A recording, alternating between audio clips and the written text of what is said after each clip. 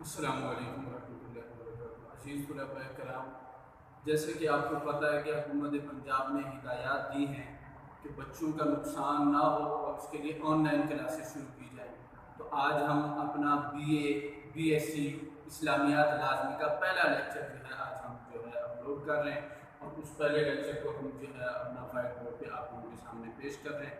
امید ہے کہ آپ لوگ اس کو دیکھیں گے اور اس کو اپنا پسند کریں گے، اور اس کو آپ لوگ اپنے علم میں آپ کے اضافے کا باعث بنے گا، اور کل کو آپ کو جو امتحان ہوگا تو اس میں آپ کی مدد دے گا۔ تو آج ہمارا پہلا ٹاپک ہے اسلامیات لازمی کا، وہ 4th ایئر کی بک کا ہے، قرآن مجید کا تعارف۔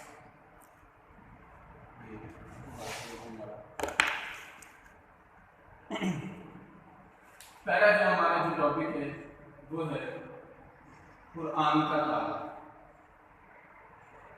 قرآن، قرآن مجید کا لغوی معنی کیا ہے، اس میں ہم تعارف قرآن کے اندر پڑھیں گے لغوی معنی، اسی طریقے سے اس کے اندر ہم پڑھیں گے اصطلاحی معنی۔ قرآن مجید کا لغوی معنی کیا ہے، قرآن مجید کا اصطلاحی معنی کیا ہے۔ اچھا، اس کے ساتھ ساتھ قرآن مجید کا قرآن کے اسماء، قرآن کے نام کون کون سے ہیں، اس کے ساتھ ساتھ ہم پڑھیں گے سورت کس کو کہتے ہیں، سورت کا کیا معنی ہے، سورت کا مفہوم جو ہے کہ ہم اسے کہہ رہے ہیں، سورت کا مفہوم اس کے اندر آ جائے گا، سورت کا لغوی معنی، سورت کا اصطلاحی معنی۔ آیت کس کو کہتے ہیں،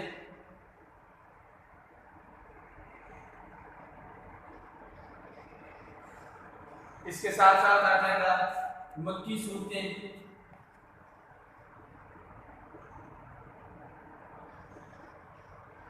اور پھر اس کے بعد جو آخری چیز ہے کہ وہ آئے گی مدنی صورتوں کے بعد۔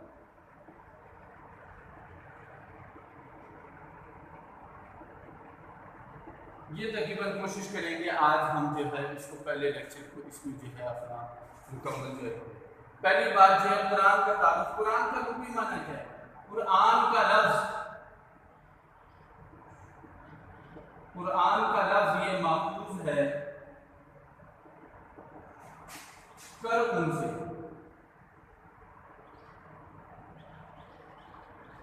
اور کرعن کا معنی کیا ہوتا ہے، پڑھا جانے والا۔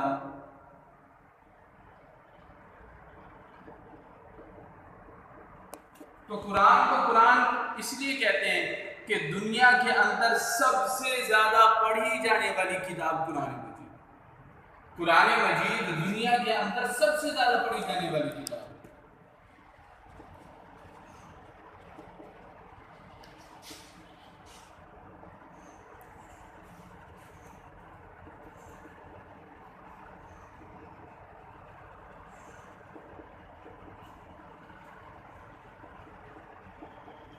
اسی لیے اس کو قرآن کہتے ہیں۔ تو گویا کہ قرآن کا لغوی معنی آ گیا، لغوی معنی قرآن مجید ماخوذ ہے کرعن سے، کرعن کا معنی ہوتا ہے پڑھا جانے والا یا پڑھی جانے والی کتاب، یا کوئی بھی چیز جو پڑھی جانے والی ہے اس کو کہتے ہیں قرآن کرعن۔ تو قرآن مجید کو قرآن اس لیے کہتے ہیں کہ دنیا کے اندر سب سے زیادہ پڑھی جانے والی کتاب یہ ایک قرآن مجید، اس کا اپنا ایک تو ہے عربی کے اندر پڑھی جا رہی ہے، وہ بھی سب سے زیادہ پڑھی جا رہی ہے، یعنی جن لوگوں کی زبان ہندی ہے، اردو ہے، انگریزی ہے، فرینچ ہے، سرائکی ہے، پشتو ہے، وہ بھی جب اپنے بچوں کو حافظ قرآن بناتے ہیں عربی پڑھتے ہیں۔ اچھا، اسی طریقے سے وہ نماز میں قرآن پڑھتے ہیں عربی میں۔ تو قرآن مجید چونکہ دنیا کے اندر سب سے زیادہ پڑھی جانے والی کتاب ہے، اس لیے اس کو قرآن کہتے ہیں۔ قرآن مجید کا اصطلاحی معنی کہ قرآن مجید کی اصطلاحی تعریف کیا ہے، اصطلاحی تعریف مختلف الفاظ میں کی جاتی ہے۔ ایک اصطلاحی تعریف یہ بھی کی جاتی ہے اللہ کا وہ پیغام جو حضرت محمد صلی اللہ علیہ وسلم پر 23 سال کے عرصے میں نازل ہوا، اس کو قرآن کہتے ہیں۔ اللہ کا پیغام جو جناب نبی کریم حضرت محمد صلی اللہ علیہ وسلم پر 23 سال کے عرصے میں نازل ہوا، اس کو قرآن کہتے ہیں۔ یا عام الفاظ میں جس کو ہمارے یہاں یوں کہا جاتا ہے کہ قرآن مجید جو 30 سپاروں کی شکل میں ہمارے پاس محفوظ کتاب ہے، اس کو قرآن مجید کہتے ہیں۔ دونوں تعریفیں کی جا سکتی ہیں کہ قرآن مجید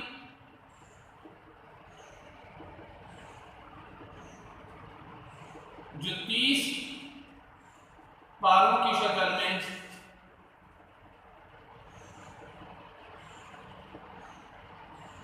محفوظ ہے، یہ بھی تعریف کی جا سکتی ہے، یا دوسرے لفظوں میں یہ تعریف بھی کی جا سکتی ہے کہ اللہ کا پیغام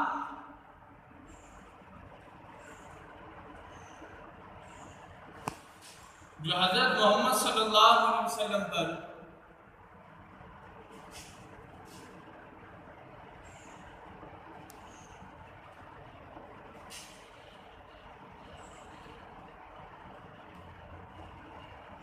تیئیس سال کے عرصے میں نازل ہوا،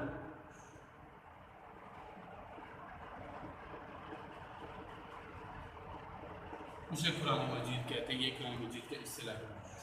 اب ہم آ جاتے ہیں قرآن مجید کے اسماء۔ اسماء اسم کی جمع ہے، اسماء کا معنی ہوتا ہے نام۔ قرآن مجید کے نام مشہور، قرآن مجید کے جیسے اللہ رب العزت کے 99 نام مشہور ہیں، ایسے قرآن مجید کے بھی بہت سارے اسماء مشہور ہیں، جن میں سے 55 نام ایسے ہیں جو کہ قرآن مجید کی آیات سے ماخوذ ہیں۔ مثلا اس کا ایک نام، اس کو قرآن مجید کا ایک نام ہے ذکر۔ ذکر کا معنی کیا ہوتا ہے؟ ذکر کا معنی ہوتا ہے نصیحت۔ چونکہ اس کتاب کے اندر نصیحت کی باتیں ہیں، لوگوں کو نصیحت کی گئی ہے، آخرت کے بارے میں بتایا گیا ہے، جنت اور جہنم کا تذکرہ کیا گیا ہے، اعمال صالحہ کی ترغیب دی گئی ہے، اس لیے اس کو ذکر بھی کہتے ہیں۔ دوسرا قرآن مجید کا نام ہے جی شفا۔ شفا کا معنی کیا ہوتا ہے؟ صحت، تندرستی۔ تو قرآن مجید کے اندر چونکہ شفا ہے لوگوں کے لیے، قرآن مجید کے اندر لوگوں کے لیے شفا ہے، لوگوں کے لیے شفا ہے قرآن مجید کے اندر، جسمانی بھی روحانی بھی۔ روحانی شفا کیسے ہے؟ اللہ کے رسول صلی اللہ علیہ وسلم فرماتے ہیں کہ جیسے لوہے کو پانی لگنے سے زنگ لگ جاتا ہے، فرمایا ایسے انسان کے دلوں کو بھی زنگ لگ جاتا ہے۔ صحابہ کرام نے عرض کیا، اللہ کے رسول صلی اللہ علیہ وسلم دلوں کا زنگ کیسے دور ہوگا؟ اللہ کے رسول صلی اللہ علیہ وسلم نے فرمایا قرآن مجید کی تلاوت کثرت کے ساتھ اور موت کو یاد کرنا کثرت کے ساتھ۔ تو اس سے معلوم ہوا قرآن مجید روحانی شفا بھی ہے کہ انسان کی روح کو شفا دیتا ہے قرآن مجید، کہ دلوں کو جو زنگ لگ جاتا ہے اس زنگ کو قرآن مجید دور کر دیتا ہے۔ اور جسمانی شفا بھی ہے، قرآن مجید کی کئی صورتیں، کئی آیات ایسی ہیں جن کو پڑھ کر لوگ جسمانی شفا بھی پا جاتے ہیں۔ جیسے صحابہ کرام کا ایک واقعہ آتا ہے، صحابہ کرام ایک سفر پہ تھے، صحابہ کرام سفر پہ تھے، بستی والوں سے کہا بھی ہم بھوکے، ہمیں کھانا دو۔ انہوں نے کہا جی کھانا تو نہیں ہے ہمارے پاس۔ صحابہ کرام رضوان اللہ اجمعین نے کہا بھی ہم بھوکے، ہمیں کھانا دو، مسافر ہیں ہم لوگ۔ انہوں نے کھانا دینے سے انکار کر دیا۔ رات میں ان کے سردار کو سانپ نے ڈس لیا۔ اب وہ بڑے پریشان ہوئے، ادھر بھاگے کبھی ادھر بھاگے، ان صحابہ کے پاس آئے، کیا تم میں کوئی دم کرنے والا ہے؟ انہوں نے کہا ہاں جی دم کرنے والا تو ہے، لیکن تم لوگوں نے تو ہمیں کھانا نہیں دیا، ہم تو دم نہیں کرتے۔ انہوں نے کہا کہ ہم تمہیں بکریوں کا پورا ریوڑ دے دیں گے، تم ہمارے سردار کو دم کرو۔ وہ صحابی گئے، انہوں نے دم کیا، اللہ نے صحت دے دی، انہوں نے بکریوں کا ریوڑ ان کے سپرد کر دیا۔ اب صحابہ کے ہم بھوکے ہیں، لیکن پھر یہی سوچا کہ پتہ نہیں یہ ہے بھی درست یا نہیں۔ اللہ کے رسول صلی اللہ علیہ وسلم سے پوچھے، جب آپ کے پاس گئے اور آپ کو سارا واقعہ سنا ہے، آپ نے پوچھا کون سی سورت پڑھی؟ انہوں نے عرض کیا اللہ کے رسول سورہ فاتحہ کو میں نے پڑھی۔ تو سورہ فاتحہ کے اندر اللہ نے شفا رکھی ہے، قرآن کا جو ہے نا سورہ فاتحہ، اس وجہ سے یہ جو ہے اپنا قرآن مجید کا نام ایک شفا بھی ہے۔ اللہ کے رسول صلی اللہ علیہ وسلم نے صحابہ کرام کے لیے اس کو جو ہے جائز کرا دیا، ٹھیک ہے۔ تو اس لیے قرآن مجید کے اندر شفا بھی ہے۔ بہت سارے لوگ جو بے روزگار ہوتے ہیں قرآن مجید کی آیات پڑھتے ہیں، اللہ رب العزت ان کو روزگار دے دیتے ہیں۔ سورہ یاسین جو شخص صبح کو پڑھتا ہے شام تک کی تمام ضرورتیں اللہ رب العزت پوری فرما دیتے ہیں، شام میں پڑھتا ہے صبح تک کی تمام ضروریات کو اللہ رب العزت پورا فرما دیتے ہیں، کافی فرما دیتے ہیں۔ تو قرآن مجید شفا بھی ہے. قرآن مجید کے اندر بعض آیات ان اللہ یرزق من یشاء بغیر حساب. عشاء کی نماز کے بعد جو 100 مرتبہ پڑھتا ہے اللہ رب العزت اس کے رزق کو وسعت اور کشادہ فرما دیتے ہیں. وسیع رزق اللہ رب العزت عطا فرماتے ہیں. تو اسی لیے قرآن مجید کا نام جو ہے ذکر بھی ہے, قرآن مجید کا نام شفا بھی ہے, قرآن مجید کا نام کتاب بھی ہے. کتاب, کیونکہ کتاب کہلانے کی حقدار یہ کتاب ہے جو 1400 سال سے لے کر آج تک محفوظ ہے. باقی دنیا کی سب کتابوں کے اندر تبدیلی ہو سکتی ہے, اس کے اندر تبدیلی نہیں ہو سکتی. یہ کتاب کہلانے کی حقدار. قرآن مجید کا ایک نام حکیم ہے. حکیم کا کیا معنی ہوتا ہے؟ حکمت والی کتاب.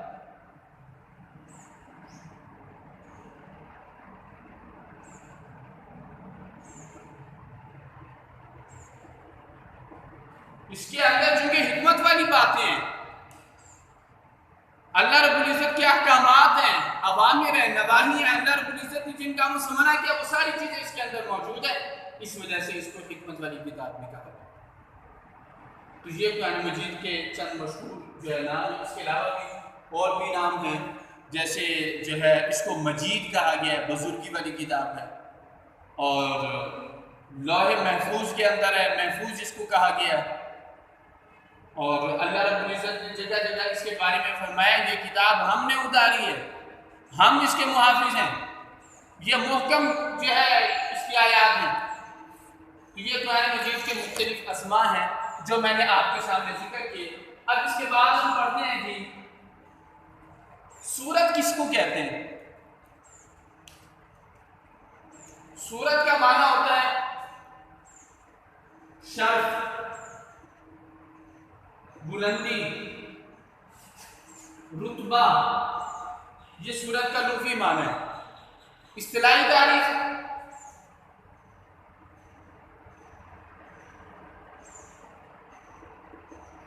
قرآن مجید کا ایک مکمل چیپٹر, ایک مکمل باب کو سورت کہتے ہیں.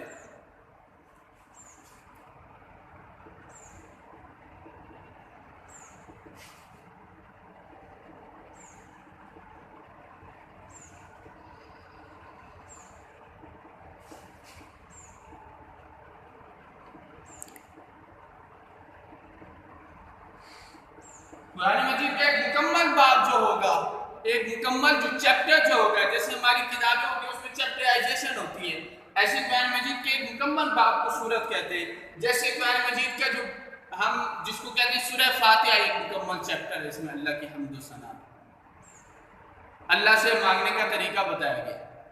سورہ بقرہ, اس کے اندر حضرت موسیٰ علیہ السلام بنی اسرائیل کے واقعات ہیں. سورہ آل عمران یہ الگ چیپٹر ہے, اس کے اندر حضرت عیسیٰ علیہ السلام, حضرت مریم اور ان کے پورے خاندان کے واقعات کا ذکر ہے.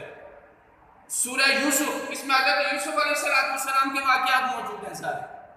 سورہ یونس, اس میں حضرت یونس علیہ السلام کے واقعات موجود ہیں. سورہ ابراہیم, اس میں حضرت ابراہیم علیہ السلام کے واقعات موجود ہیں. سورہ محمد, اس میں حضور صلی اللہ علیہ وسلم کے واقعات موجود ہیں.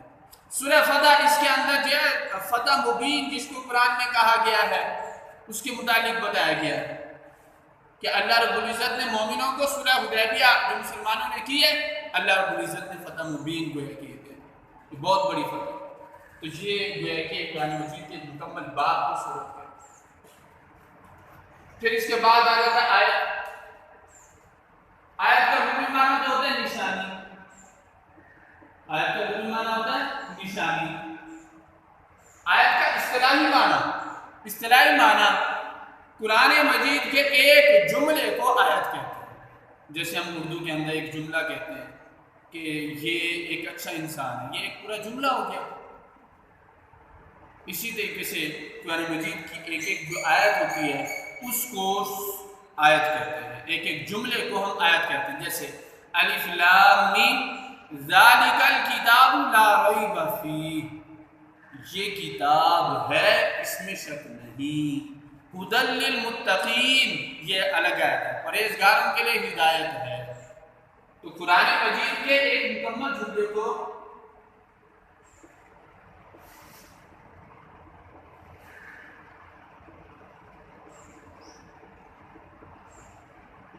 آیت کہتے ہیں. پھر قرآن مجید کی مکمل آیات کتنی ہیں؟ مشہور یہ ہے قرآن مجید کی آیات ہیں کہ مشہور 6666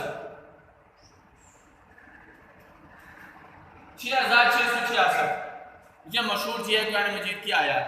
لیکن اب جو بات جو تحقیق سے آ رہی ہے مصدقہ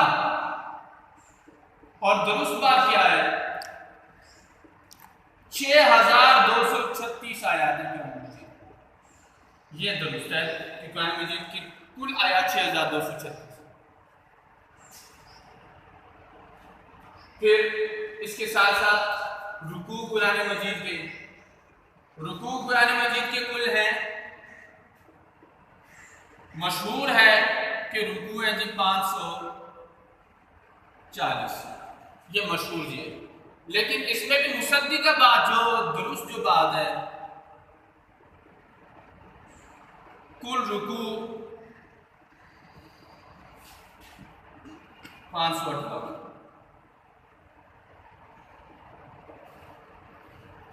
اس کے بعد قرآن مجید کا ہم نے تعارف کے اندر پڑھا ابھی صورتیں آ گئی. سورت کا مفہوم آیا. قرآن مجید کے مکمل باب کو سورت کہتے ہیں. قرآن مجید کی کل صورتیں کتنی ہیں؟ 114. کل صورتیں 114 ہیں. قرآن مجید کی کل صورتیں 114. اب مکی صورتیں کتنی ہیں؟ مدنی صورتیں کتنی ہیں؟ مکی صورتیں کا عرصہ نزول کیا ہے اور مدنی صورتوں کا کیا ہے؟ وہ صورتیں جو ہجرت مدینہ سے پہلے نازل ہوئی ہیں. اللہ کے رسول صلی اللہ علیہ وسلم نے مدینہ منورہ ہجرت کی ہے. وہ صورتیں جو اس سے پہلے نازل ہو گئی ہیں چاہے وہ مکہ میں نازل ہوئی ہیں طائف میں نازل ہوئی ہیں وہ صورتیں مکی کہلائیں گی. اور وہ صورتیں جو مدینہ ہجرت کرنے کے بعد میں نازل ہوئی ہیں چاہے پھر وہ حدیبیہ کے مقام پہ سورہ فتح نازل ہوئی ہے یا مکہ مکرمہ میں عرفات کے میدان کے اندر الیوم اکملت لکم دینکم واتممت علیکم نعمتی ورضیت لکم الاسلام دینا یہ آیت نازل ہوئی ہے. چونکہ یہ آیت مدینہ ہجرت کرنے کے بعد نازل ہوئی ہے اس لیے ایسی صورتوں کو مدنی صورتیں کہتے ہیں. تو مکی صورتوں کا تعارف آیا. وہ صورتیں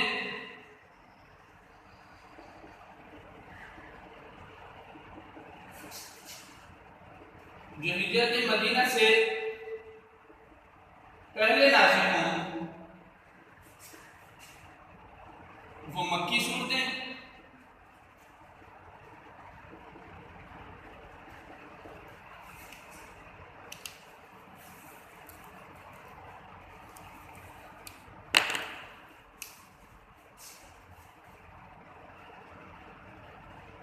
اور وہ صورتیں جو ہجرت مدینہ کے بعد نازل ہوئی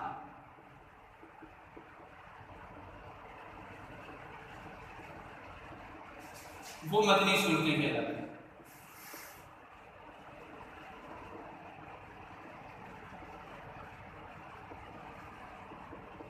اب مکی صورتوں کا عرصہ نزول کتنا ہے؟ عموماً ہم پڑھتے ہیں کہ یہ اللہ کے رسول صلی اللہ علیہ وسلم کی عمر مبارکہ 63 سال. اللہ کے رسول صلی اللہ علیہ وسلم 63 سال آپ کی عمر مبارکہ ہے چاند کے حساب سے جس میں 40 سال کی عمر آپ کی قبل از نبوت ہے. 40 سال کے بعد جو 23 سال کی جو آپ کی جو زندگی ہے وہ نبوت کے بعد کی ہے. تو اس میں 13 سال مکی دور ہے اور 10 سال اس میں مدنی دور کہلاتا ہے. تو یہ 23 سال ہو گئے.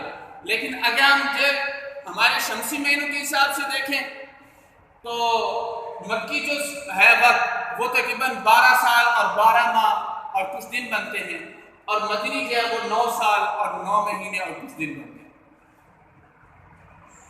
لیکن بہرحال مشہور جیسے ہم پڑھتے ہیں اللہ کے رسول صلی اللہ علیہ وسلم کی عمر مبارک 63 سال تھی تو اس حساب سے مکی دور بنتا ہے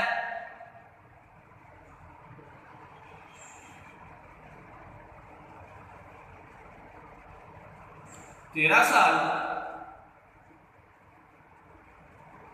مدنی دور 10 سال. یہ تقریباً ہمارا آج کا پہلا جو عنوان تھا اس کو ہم جو ہے مکمل کر رہے ہیں۔ اس کے بعد جو اگلا جو ہمارا جو ٹاپک ہوگا اس کو ہم بھی مکمل کریں گے۔ اس کے اندر آئے گا مکی صورتوں کی خصوصیات کیا ہیں، کیسے ہمیں پتہ چلے گا یہ صورتیں مکی ہیں، مدنی صورتوں کی خصوصیات کیا ہیں، کیسے ہمیں پتہ چلے گا یہ صورتیں مدنی ہیں۔ اس کے بعد جو اگلا جو ہمارا جو عنوان ہوگا مکی اور مدنی صورتوں کی جو ہے اس کی پہچان، اس کی علامات، اس کی خصوصیات، اور پھر اعجاز القرآن، قرآن کا معجزہ کیا ہے، اس کے ساتھ ساتھ قرآن وحی ہے، وحی کس کو کہتے ہیں، یہ ساری چیزیں انشاءاللہ ہمارے اگلے لیکچر میں آئیں گی۔ میں امید کرتا ہوں آپ لوگوں کو میری جو بات ہے وہ سمجھ آ گئی ہوگی، اور آپ اس کو جو ہے پڑھیں گے اور دیکھیں گے اور سمجھنے کی کوشش کریں گے۔ وآخر دعوانا الحمدللہ۔